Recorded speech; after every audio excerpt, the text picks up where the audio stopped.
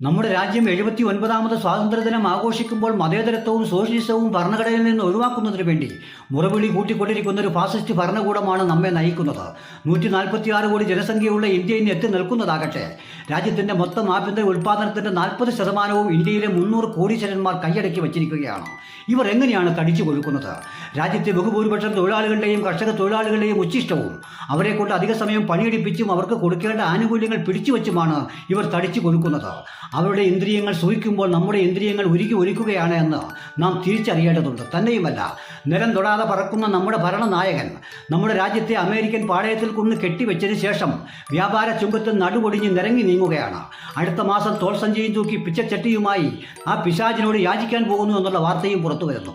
ഇവർക്ക് സ്വാതന്ത്ര്യദിനമല്ല പ്രധാനം, ഇവർക്ക് ഇന്ത്യയെ വിഭജിച്ച ദിനമാണ് പ്രധാനം. അതാണ് അവർ ആഘോഷിക്കുന്നത്. നമുക്ക് നമ്മുടെ രാജ്യം വലുതാണ്. ഏവർക്കും എൻ്റെ സ്വാതന്ത്ര്യ ദിനാശംസകൾ നേരുന്നു.